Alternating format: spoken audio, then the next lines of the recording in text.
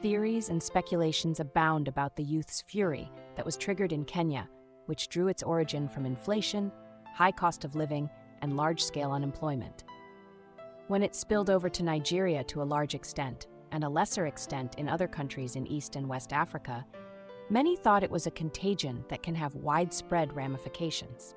Fortunately, the situation is seemingly under control thanks to the timely action and accommodation shown by the political administrations of countries gripped by the contagion.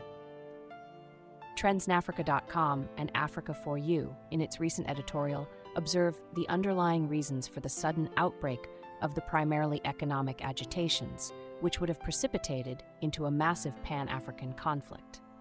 The present situation is a cumulative effect of many factors. Upshot among them is massive unemployment, compounded by the high cost of living, deprivation, and faster pace of economic reforms, particularly the withdrawal of subsidies on oil and other essential products, gave a body blow to the governance structure.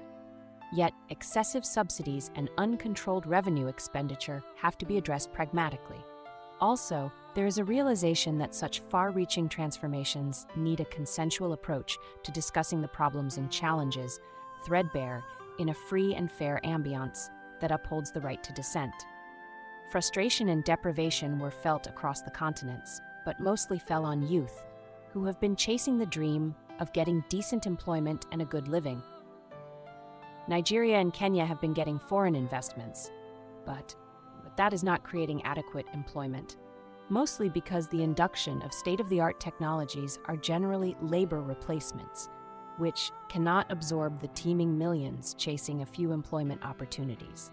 Trendsnafrica.com and Africa4U, in its editorial, take a close look at the problems being faced by the youth in African countries, their wish list, and suggest a string of measures that can set right the present predicament. We are committed to ferreting out the development needs of the continent to create an atmosphere for healthy debate among all stakeholders to evolve a consensual path for development.